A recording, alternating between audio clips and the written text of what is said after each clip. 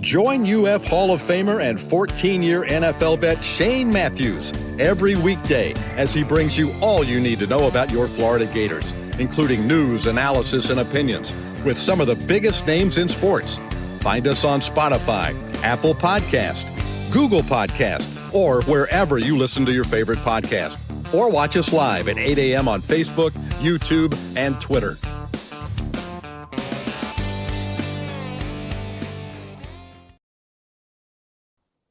Good morning. It's a live edition of PodUp with Matthews in the morning from the Crime Prevention Security System Studios, large enough to serve you, small enough to care. We got a good show lined up today. We have Brent Beaird, our college football analyst and Heisman Trophy voter. We'll also have Tom Collett, who covers the Lady Gator Volleyball team. They are playing tonight at Freedom Hall in Louisville, Kentucky against Stanford. That game you can watch, I believe, is on ESPN2 tonight at 7 o'clock. Other than that, we got a lot to talk about, so let's go straight to the Titan MR hotline, courtesy of Comfort Temp, and we got our college football analyst and Heisman Trophy voter, Brent Beaird. Good morning, Brent. How you doing? Shane, doing well. Man, it's been a busy week, to say the least. We've got our Heisman Trophy candidates, and we'll find out Saturday night where that is going. We had the schedule reveal for the SEC last night, and obviously the portal is open as of Monday, and that will be open for 20 days. And believe it or not, the bowls start on Saturday with the Salute to Veterans Bowl. That's South Alabama and Western Michigan at Montgomery. That will be in the Crampton Bowl there, I would imagine. And at 9 o'clock, which may be edging toward Shane Matthews' bedtime. Is that correct? Very true. Very, very true. Yeah, Brent, so you can't tell us who you voted for, but obviously you sent your ballot in, and you can tell us afterwards who you voted for, Yes. correct? Isn't that how it works? Yeah. We actually, Shane, the deadline was Monday at 5. We actually have to check off a box that says we will not, under any circumstances, divulge who we voted for. So, and I'll be brief on this, but I'll be honest with you, it really misses. Two-man race. It misses an opportunity that we can't talk about it during the week that would really publicize the award. So I don't agree with that, but I abide by it, and we go from there. Yeah, for sure. So if anybody missed it because you've been sleeping under a rock, Dylan Gabriel, Travis Hunter, Ashton Genty, and Cam Ward. I think it's a two-man race between Travis Hunter and Ashton Genty, in my opinion. All right, so we do have some crazy stuff that has kind of happened in college football. You want to run down some of these crazy things that have happened this year? Yeah, Indiana is actually in the playoffs, so is SMU, particularly over Alabama. Boise State and Arizona State have byes. I don't think any of us would believe that. Ohio is trying to make flag planting during the game a felony. Yeah, merciful heavens. Nick Saban would be the funniest member of College Game Day. Scott Frost goes back to UCF. Rich Rodriguez goes back to West Virginia. Bill Belichick is going to North Carolina. And the final one here, this is from College Sports Only. Florida State would go 2-10 because of a dog poop curse.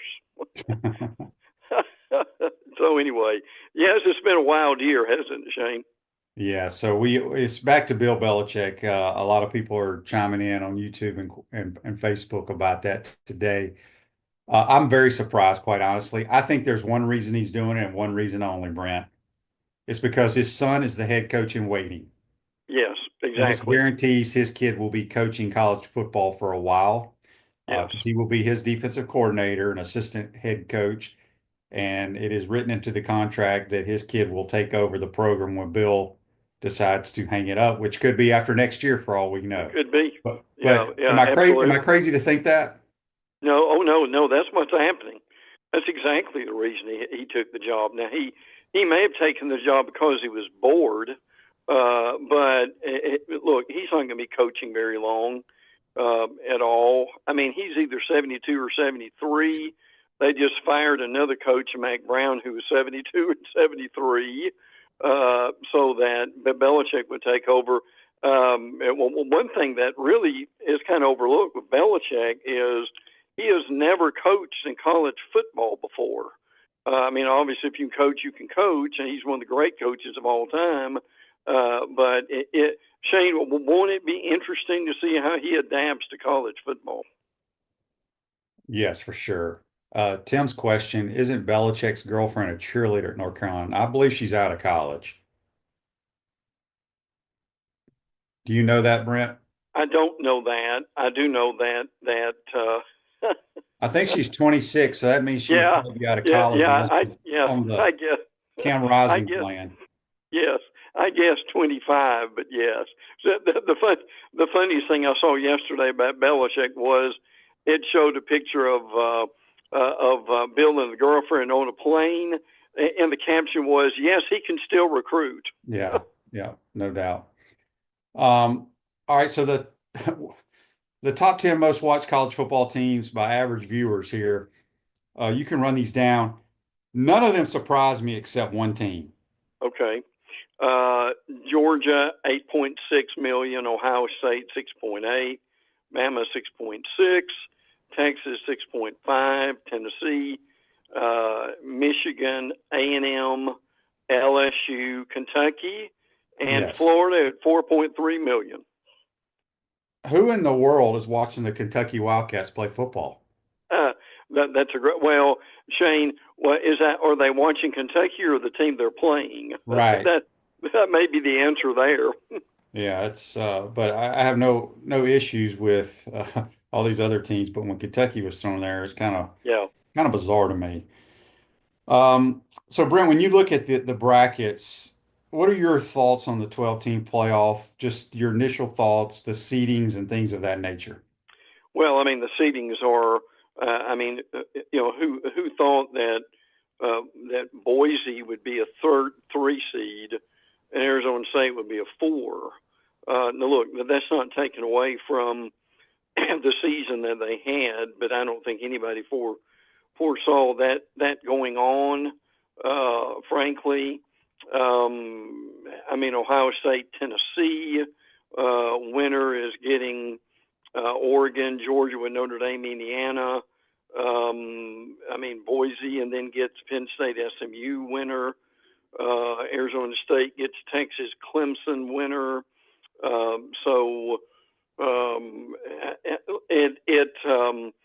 I mean, there's obviously a lot of criticism about it. It's an impossible task, frankly, to get done. Obviously, Alabama and Miami were left out, and that they had a chance to get in, but weren't able to do so. I think people are asking what can be done to make it better. I think reseeding the field at one point could kind of like you do in college basketball. There's also an interesting idea about instead of just strength of schedule, what about making to kind of a net ranking like they do in basketball in quad 1, 2, or 3. So that's something to think about because of the criticism of how much did they really look at the strength of schedule with it. Now the committee will meet again on the day of the national championship game, and they'll have meetings afterwards. They probably had some that we don't even know about since the pairings came out. So again, we will get pretty much the same. We think the same criteria in 25 next year, but then in 26, I think we will see a whole lot of changes, including going from 12 to either 14 or 16. Yeah, Dan says on Facebook Live, brought to you by Mel, I'll just see the teams 1 through 12, regardless of conference champs. And then Norris says, just stop letting the conference champ get an automatic bid. I disagree with that. I think winning your conference at one of the Power Four teams, you should automatically get in, no matter what your record is. Yeah, there's some real there's some real validity to that too. And Shane, by the way, there are questions about, well, why should we have conference championship games? Here's your reason. Georgia, Texas had 16 million viewers. Oregon, Penn State, 10 million viewers. Even the Arizona State game, 6.9 million. Clemson, SMU is 6.0 million. Why is that important? Well, in television, the magic number is 4 million. And every one of those teams went over 4 million. Now, Shane, something may happen to that one day, but there have been a lot of questions about, well, these games are relevant. Well, to some degree, they may be, but there's too much money in these games for these games to disappear anytime soon. Yeah, and it's all about TV. The other championship games don't even compare to the SEC because Right. you can get into a Big 12 championship game for $12. That's right. But Yes. it's just like people talk about why do they have so many bowl games? It doesn't matter if nobody shows up in that stadium. That's They are right. still making so much money off of Yes. TV. Exactly. Yes. All right. Speaking of the playoffs, each team gets a certain amount of dollars per round. Can you let us know what those are? Yeah. And that's one thing that obviously the further you go, the more money that you're going to be able to make, and that money is going to continue to go up. That money is something that attracts everybody to this. Each of the 12 teams get 4 million. There's another 4 million for the quarterfinals. There's 6 million for the semifinals, and there's 6 million for the national championship.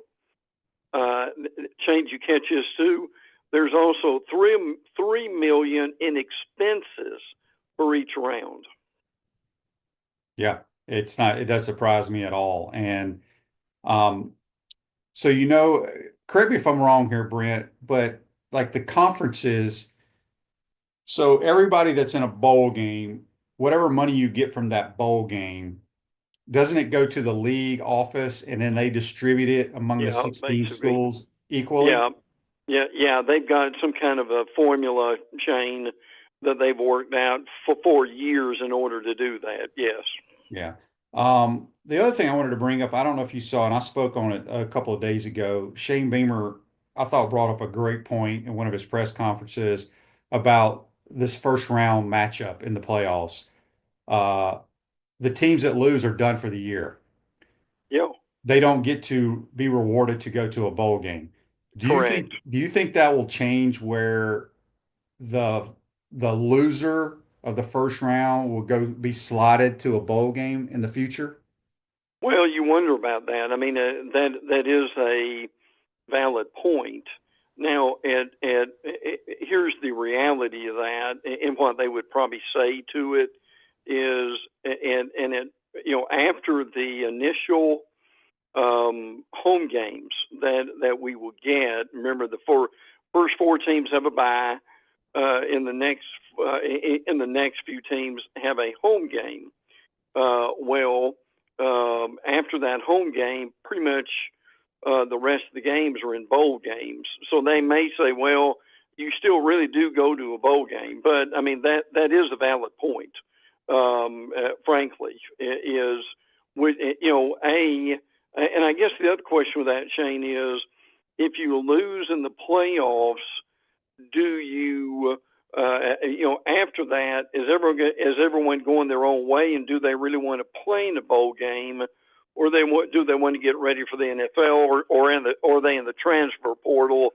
So there's some questions in there yet to be determined. Yeah, for sure. Been a lot of coaching changes, obviously. I think a pretty good hire was Southern Miss hiring Yes. Charles Huff from Marshall. Yeah, he's a really good coach, and is the new Southern Miss coach. Now, look, you're familiar with that area. Now, I remember the Jeff Bowers area. If you remember the Southern Miss coach from years ago, I mean, they were a pain in the rear for a lot of teams. Obviously, Brent Beaird was there. It seemed like a lifetime ago. And that is it safe to say? Is it fair to say, Shane, that would in years go by and hadn't been recently? But Southern Miss was a good football team that caused a lot of teams a headache. Yes, they did back in the day. So we got a couple of coach still openings at New Mexico. Obviously, Carolina's full now. West Virginia is reportedly hiring Rich Rod back. Right. Ohio, UNLV, and Sam Houston. I'm surprised Sam Houston, where'd their coach go? He had a good year. He did. I'll check on that. Good question. Oh, I think he went to Temple. Good Lord. That's Yeah, that's that's a bad place to go coach football. yeah, it is. So UNLV is open because Barry Odom is now took the head job at Purdue. There's a lot of talk about Correct. Dan Mullen's name being out there. I do not see that being a very good fit. Yeah, at UNLV, I agree with that. But that, I mean, they were, and again, this is Twitter. You take that for what it's worth. But they were in deep discussions. We understand last night. What we will see where that goes. Dan Mullen obviously has been an analyst for. He's been on the ABC games, and frankly, done a credible job. I mean, he's in the studio, and he's also an analyst for ABC and games. My big question for Mullen is Mullen just doesn't like to recruit, and I'm just asking this out loud, Shane. Can he do that with high school seniors? And this NIL and transfer portal is new to him. I mean, sure, he's getting used to it, but if he goes there, how will he adapt to all that? I wonder. Yeah, I mean, he's being paid very well there, and all the money made from us. I would just hang out in that TV booth if I were him. Absolutely, yes. Powerful Blue Agave Tequila, handcrafted in Jalisco, always pure, never simple. Los Landeros Tequila. Go beyond. Go check them out. Los Landeros Tequila. We got Brent Beaird here on the Titan Number hotline. We've had a couple people. Well, I'll get to it in a second. Let me. Chris and Mayaka here says on the Titan Number text line. I bet all those big time college programs are rethinking allowing Belichick to come in and spend time with them this last year. Now. Well, I think he spent most of his time at Washington with his son out there at UW. Yeah. This is I don't know who this is from, says, Shane, my wife and I always go to one football game a year, a couple basketball games, and a few baseball games. Looking at next year's schedule, if you had to choose one home football game to go to, which one would it be? Texas. Yeah. I believe that will be the most sought after ticket. Now, the schedule did come out. We'll talk about it here in a minute. I don't have it in front of me, but a lot of it will depend on what our record is, I believe, Sure. going into that game as well. Okay, Brent. So somebody asked here on one of these, I don't know if it was YouTube or Facebook. They said if it was a 16-team playoff this year, who would be your other four teams that you would add to the mix? Well, I mean, the only thing you could do to that would be to look at who's left at this point. I mean, probably, and that's a really good question, by the way. I mean, you would certainly say Alabama, Miami, Ole Miss, and South Carolina. Yep. They're your right, Shane. Because they're your highest rated teams. Who would be in there next? Yeah. That's who I would put in, those four teams right there that you just mentioned. Brent, are you surprised with Scott Frost going back to UCF? Yes, yeah. And then you've got Rich Rod going back to West Virginia. And people may forget this, but West Virginia had gotten up to like Shane number 2 in the nation with Rich Rod, and then they got upset in just a absolutely shocking game that ended a chance for them to really play for something. But I mean, look, I had a friend of mine who's a West Virginia fan text me on this and said he is beloved and he is hated at the same time in West Virginia. So, but Scott Frost, and Frost said something interesting. He said, instead of trying to climb the ladder, sometimes you really just have to stay at a place that is a good fit. So we will see how he does in replacing Gus Malzahn. But yeah, that was very interesting. And look, he's a good football coach. I'm curious if you know him. But I mean, he had a really tough time in Nebraska. They were competitive, but they could not win a close game in the fourth quarter. And I think that eventually was his undoing. Yeah, it's amazing that it went downhill. We'll see what he does back at UCF now that they're actually a Power 4 school now. Derek says on Facebook Live, brought to you by Mel, the schedule's brutal. 9-3 is a great season. I don't think our schedule is as hard as Oklahoma's and Arkansas's. I think their schedules are just so hard it's ridiculous. But yeah, they are, especially Oklahoma's. Oh, Oklahoma's is ridiculous. Yeah, and I've got it here. I mean, Oklahoma's got Michigan in the second game, and then they've got in a row Texas, South Carolina, Ole Miss, Tennessee, Open Date, Alabama, Missouri, and LSU. Shane, who did they make mad in the SEC office? I wonder. Yeah, but our schedule's not as difficult as some other ones in the conference this year, in my opinion. All right, Brent, let's talk a little about some schools in the SEC. Let's talk about Alabama briefly. Obviously, disappointing year for them. Year close to the Alabama program. What's the thoughts going on there? There's a lot of players in the portal. Now that shouldn't surprise anybody, but I think people get surprised when Alabama kids go into the portal. Yeah, they do. Kendrick Law and Caleb Odom, who are 2 receivers, are in the portal. Danny Lewis, a tight end. Dylan Lonigan, who really is a very good quarterback. Let me say this real quick. They're going to have to make a decision on Jalen Milroe. Now, Jalen Milroe probably could go to the combine. He'll run fast and jump high, and he'll be a pleasant interview, and he'll get some teams interested in him.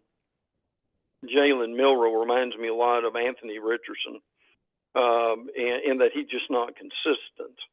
So I don't think there's nothing official about this yet. There are a lot of questions on whether he's coming back or not, and that it may be best for him just to go on, because they've got a decent quarterback room. But to your point, yes, they're about I would say 3 or 4, but maybe in close to half a dozen Alabama players in the portal. But yet, like everybody else, they're looking at some other guys, and they play Michigan in the bowl game. This is the 3rd time they've played Michigan in the last 5 bowls. You would think these bowl officials would take things like that into consideration and get another matchup. Yeah, for sure. I agree with that. Auburn, obviously another disappointing year, but I just have a feeling they're having a bunch of people come visit them, which they have money to throw around. Obviously, they're looking for quarterback play. Yeah. Don't you feel like Auburn is going to try to make a splash in the transfer portal this year? Oh, yeah, yes, they did not last year. They need to. The pressure's on Hugh Freeze, frankly, to have a better year. Hank Brown, one of their quarterbacks, is transferring out. Matter of fact, I think 2 of the younger guys are transferring out. They're looking at Stanford quarterback Ashton Daniels is a possibility. Auburn's a front runner for him right now. So, yes, they are in the mix for several schools. As a matter of fact, their former coach, Brian Harsin, is a candidate for the offensive coordinator job at Cal. The Gators obviously will be playing next Friday against the Tulane Green Wave, which uh, they're going to be playing against a kid at quarterback who's going into the portal but playing for his team, and that makes Yeah, absolutely I do not understand that at all. I But I don't um, either. I would be like, if you're transferring, buddy, you're not going to play. Uh, Yeah, but the Gators obviously are looking at other people in the portal. We've lost guys in the portal, not surprised at all. right. You live over in the Jacksonville area. It's been a lot of talk the last couple of days about Jack Pyburn going in there and asking for, Yeah, whether it's true or not, $45,000 a month, which is just that's ridiculous. yes. Um, just your thoughts on what's going on with the Gators. Well, I mean, they're like everybody else in trying to. I mean, there's incredible momentum.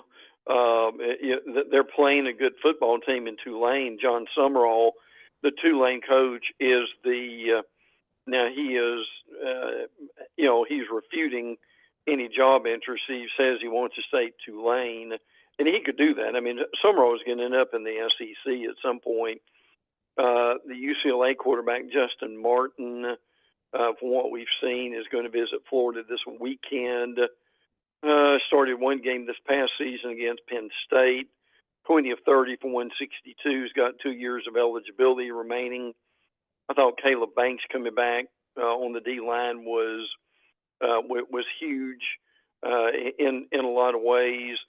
Chase Sowell is a East Carolina wide receiver transfer that has been linked to the Gators. Also, Kareem Jackson, the cornerback, I understand has got a lot of attention from different schools. So I thought this was interesting. People may miss this, but Mike Gundy, and one of the strangest things I have ever seen, was actually fired at Oklahoma State. And Shane, they worked it out like a day later, and he's back. And Gundy has hired Todd Grantham as their D coordinator. So if people haven't heard that and wondering for any reason where Todd Grantham is, he will be at Oklahoma State next year. Yes, he will. Joseph's question for you, Brent. I was not aware of this on Facebook Live, brought to you by Mel Law. What's Brent's thoughts on Marshall's entire football team entering the portal after their coach left for Southern Miss?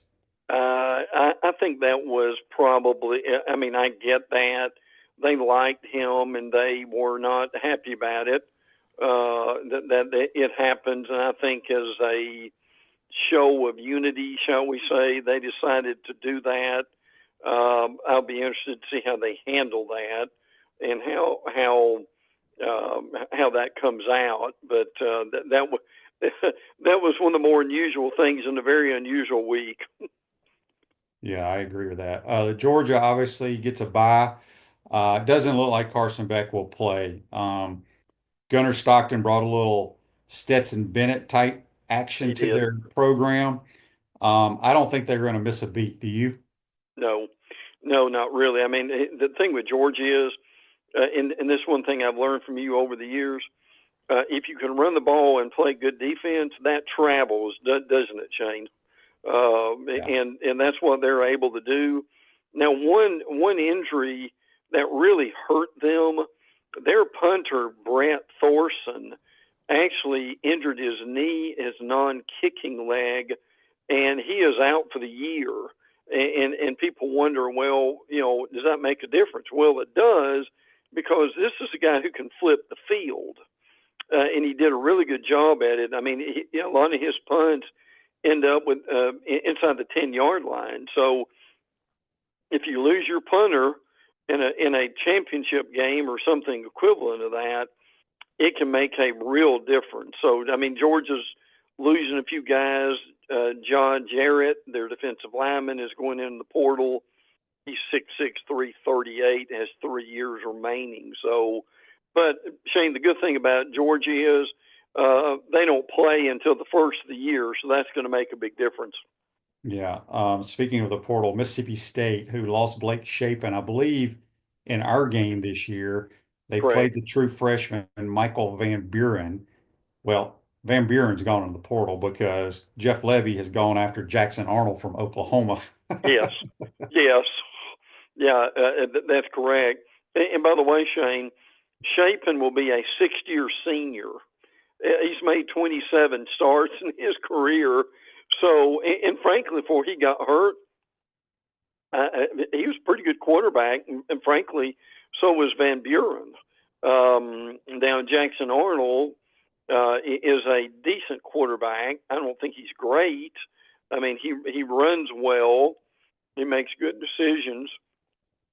So we'll see how that goes. But, yeah, State has made as many portal moves coming and going probably as anybody in the conference.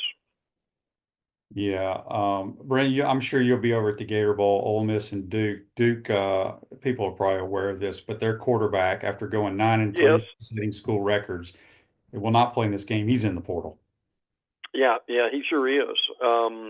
That is Malik Murphy, who is in the portal. Now, he's been linked to several teams, including Auburn. Malik Murphy had 26 touchdown passes and nearly 3,000 yards. So he had a fine year. But yes, this is going to be an interesting Gator Bowl, and Ole Miss's attitude in this game will make a big difference. Yeah, it'll be interesting. I think a lot of their kids are going to play. I haven't seen many of them opt out. Correct. Yeah. Mike Shula is now the offensive coordinator at South Carolina. I was not aware of that. Yeah, Shula's been on the staff there for a while. Shula is a really good quarterback coach.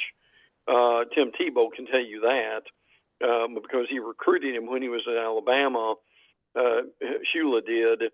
But Shula was like the quarterback coach for South Carolina, and then they elevated him to the offense coordinator after the offense coordinator left. So I tell you what, Shane, and they play Illinois in the bowl game. There aren't many teams in the SEC that are going into the offseason with the moment, maybe Florida, with the momentum that South Carolina has. Yeah. Brent, give us some nuggets before we get you out of here. Yeah, glad to be able to do that. How about this for Tennessee? In the last 9 months, the only school in the country to make this college football playoff, College World Series, they won the thing, and Elite Eight in men's basketball, and right now they're ranked number 1 in men's basketball. That's a pretty good 9 months, isn't it, Shane? Danny White has really turned around that dang athletic program. Yes. They are rolling. Can you imagine if they were to win the national title in football? I hope that does not happen, but good gracious. Yeah. A couple of comings and goings at Texas A&M. Connor Weigman is transferring out. He is committed to Houston. And Weigman is a pretty good quarterback. He was hurt last year. Nick Skirton, the defensive end that came from the Big Ten for A&M, he is transferring out too. Jacob Zeno, who's a quarterback from UAB, has transferred into to Texas A&M too. One of the more fun games is going to be Vanderbilt and Georgia Tech. I don't think there'll be any academic casualties in that game. Do you, Shane? No. So Georgia Tech's got a wide receiver, Eric Singleton, that has entered the transfer portal. Everybody wants him. They do, don't they? Yeah. Oh, yeah. There's absolutely no question about that. So, and by the way, the Boston College quarterback, Thomas Castellanos, is landed at FSU. So, FSU needs quarterbacks, and that's the guy, one of the guys who's going to end up being there. Miami's playing Iowa State. Damian Martinez, their running back, is going to commit and play in the bowl game. I think Cam Ward is too. We'll check that. By the way, if anybody wanted to know the deal for Bill Belichick, it's 3 years for $30 million. And one last one here, ESPN is broadcasting the Indiana Notre Dame game. Shane, it will be the first time besides the only network that has broadcast Notre Dame has been NBC, and that's been going on since 1990. So this is the first time since 1990 that someone else is broadcasting a Notre Dame football game. Boy, that was quite a television deal, wasn't it? Yeah, for sure. That's one reason why I can't stand them. So, Brent, good stuff as always. Appreciate your time. We'll talk to you next week, my man. Look forward to it, bud. Take care. That's Brent Beaird. Join us on the Titan More Hotline, courtesy of Comfort Tent. We're going to take a quick time out. We're going to come back. We'll be joined by Tom Collett. We're going to talk Gator Volleyball. As I mentioned earlier, they play tonight against the Stanford Cardinal. We'll have Tom break it all down. You're watching and listening to PodUp with Matthews in the Morning from the Crime Prevention Security System Studios. We'll be right back. Our premium sponsors are Campus USA Credit Union, Crime Prevention Security System, Titan MRI, Meldon Law, QC Kinetics, Dave & Buster's, UF Health Orthopedics and Sports Medicine Institute, JF Hayden Craft Liqueurs, Bishop's Pitmaster Barbecue, Florida Cracker Kitchen, Los Linderos Tequila.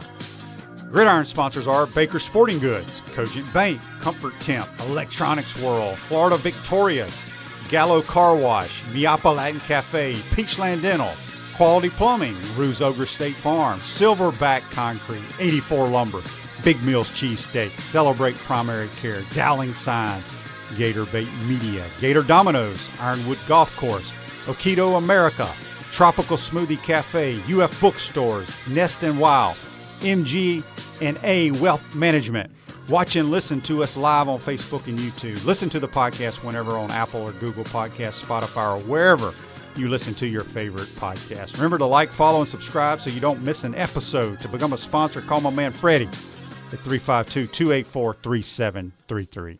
After serving over 100 families over the past several years, we're super excited to kick off the holiday season. I'm Dylan. I'm Garrett. And we're Sunshine Holiday Lights. We all know how stressful it can be to decorate your home during the holidays. Our services include installation of all material, maintenance, takedown, and storage of the material throughout the year. If you want to spend more time with your family this year, give Sunshine Holiday Lights a call.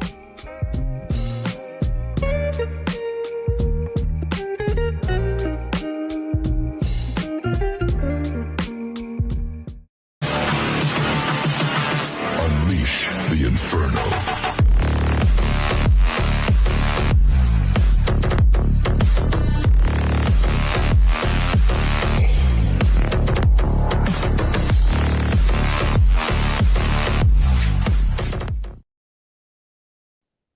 Welcome back to the Crime Prevention Security System Studios, large enough to serve you, small enough to care. Electronics World, integration and design specialist for smart home automation and entertainment, affordable local installation service and support. Go check them out at electronicsworld.net. Back to the Titan MR hotline, courtesy of Comfort Tent. We're joined by Tom Collett.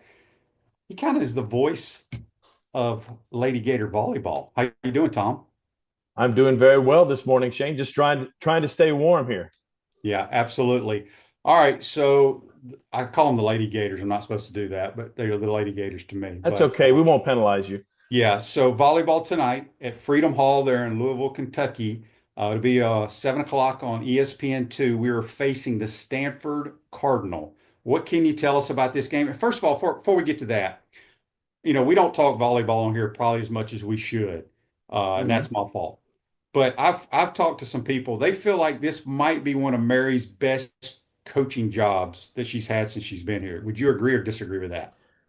I would 100% agree with that statement that you've heard from some of your other folks in the business. What Florida has gone through with injuries, players not being available to Coach Wise. You see that Kennedy Martin missed 7 matches earlier this year, and she's still now leading the country with 5.66 kills per set. She's got 17 shy of 1,000 in 2 years. She's had 530 plus kill matches on the year. She has been unbelievable, and she's in the running still for Player of the Year, even with missing 7 matches. I think the key, though, has been the way Ellie McKissick has played in the back row defensively. She has really stepped up her game, and it's been part of an adjustment, Shane, for the team, because they have a lot of freshmen who get a lot of playing time on this court. And in the back row defense, you have to read what the blockers are doing. And when you have freshman blockers who have come out of high school and just getting into the collegiate game, there's a learning curve. And the way that they have really got this defense in terms of the way it's set up, you try to funnel balls to your libero in the back row if you can't block a ball. And with the freshmen that have been on the front line, you have 2 freshman middle blockers, which Florida in the Sweet 16 has been amazing for Mary Wise to get this team to Sweet 16, what they've gone through. As I said, losing Kennedy Martin.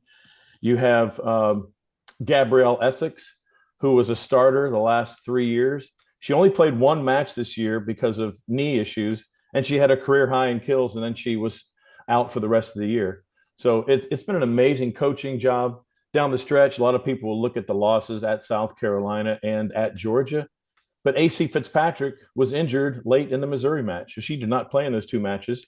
You've got 2 freshmen trying to play on the outside and 2 tough places to play against 2 tough squads that are matchup problems can be for Florida. Ellie McKissick, she has to be out of eligibility after this year, right? I feel like she's been here forever. It seems like she's been here forever. We've called her McDigger, and she is only 5 digs away. And this is a record that was many thought would be unattainable.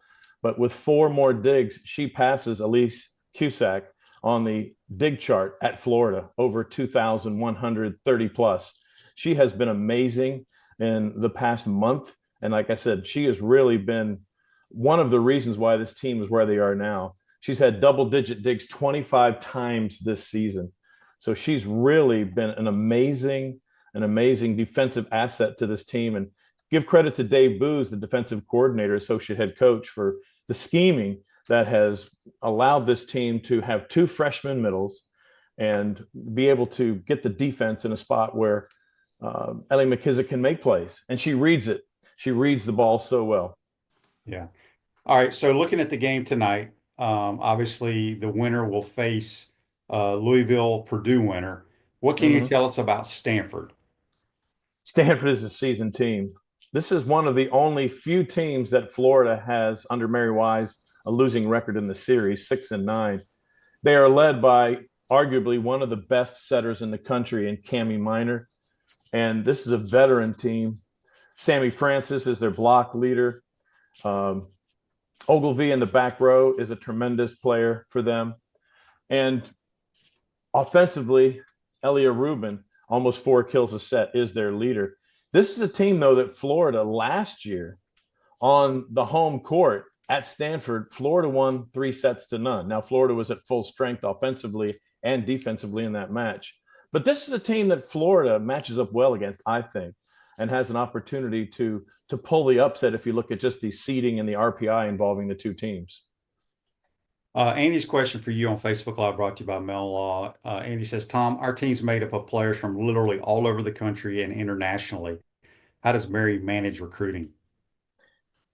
Well, you ask Mary, it's been just a free-for-all lately because you've got to recruit the players that are still on the team to stay so they won't go in the transfer portal. You've got to look at the high school players who are coming out of high school. And then you've got to look internationally.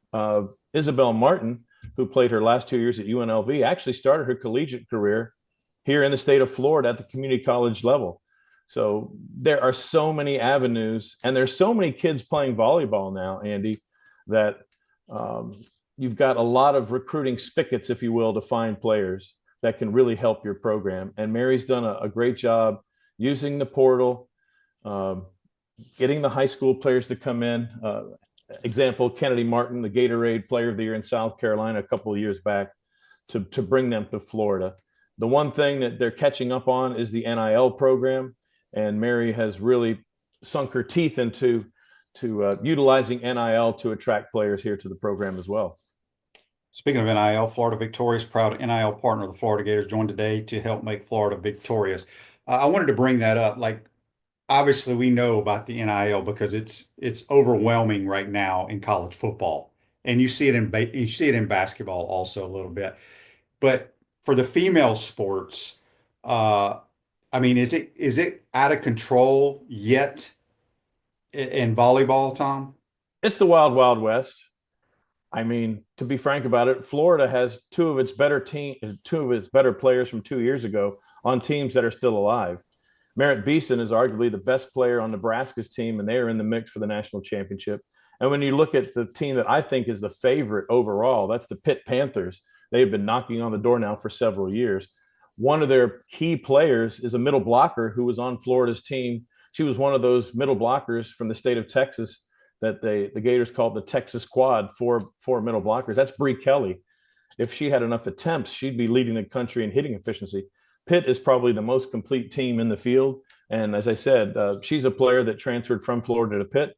And she's one of the reasons why I think Pitt is one of the favorites.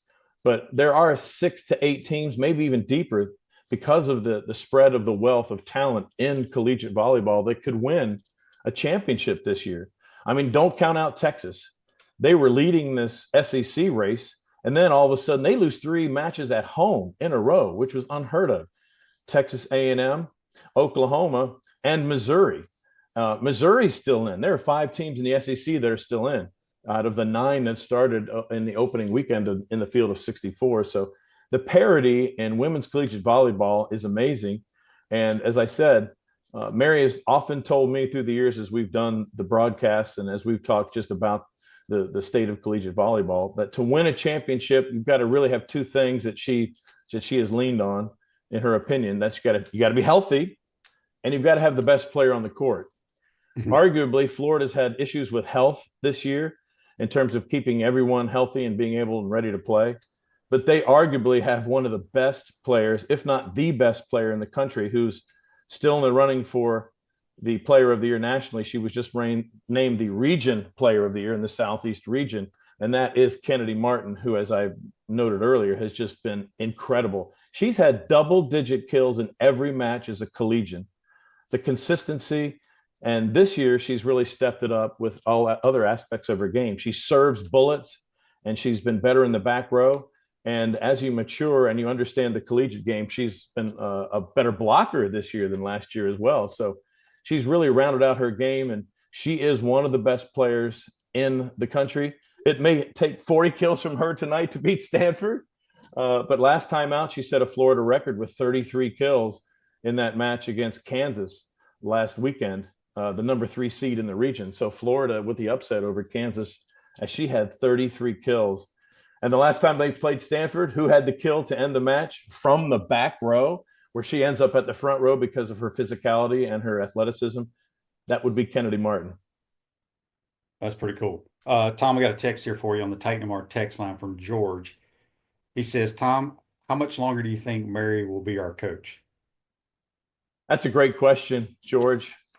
And I don't have an answer. I still see the competitive fire in her. I thought a couple years ago that when she said, hey, at one point, Dave Booz will be the head coach of this program, taking over the reins from me. But I can tell you that 2017 run really re-energized her. And she's one of the most competitive people I know. She played collegiate volleyball at Purdue, and she was the youngest head coach in NCAA history, coming out of Purdue right away to coach at Iowa State.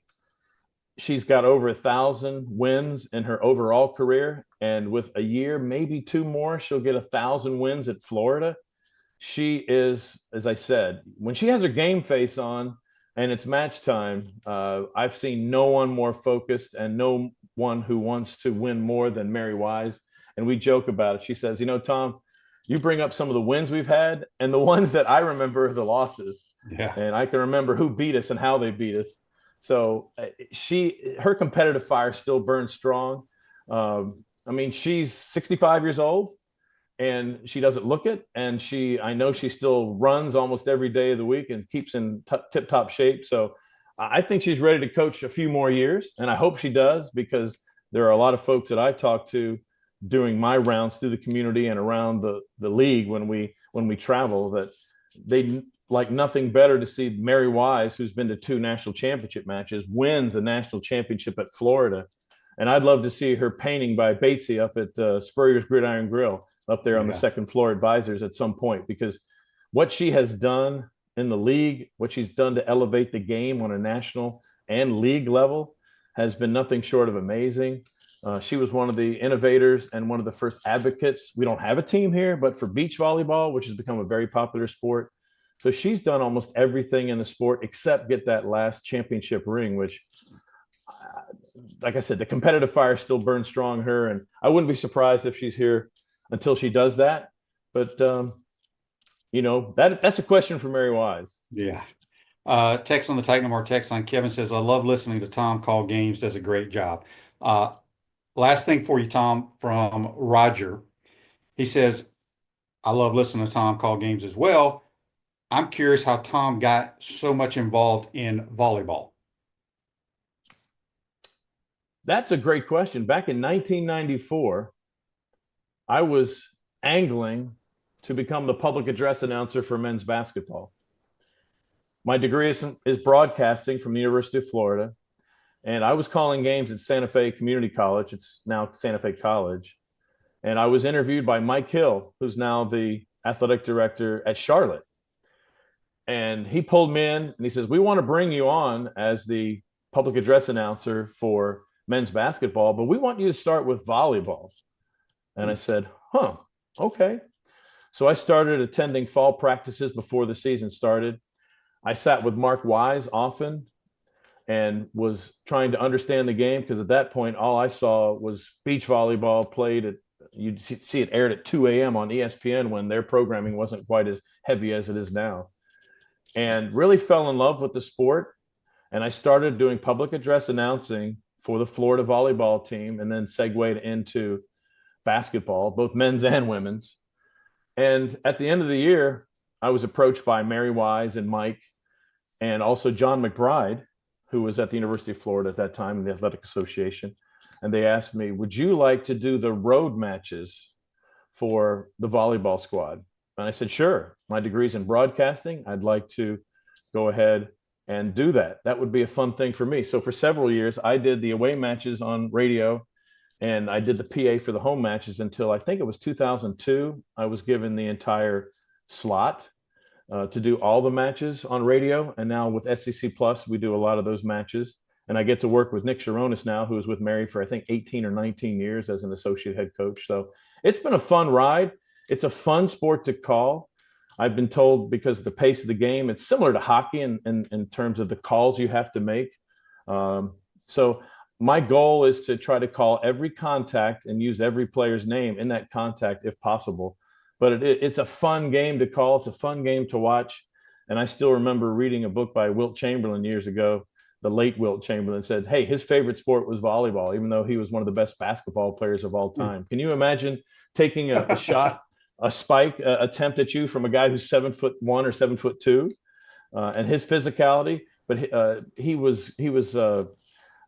was his favorite sport, and it's grown into one of my favorites to watch and to broadcast.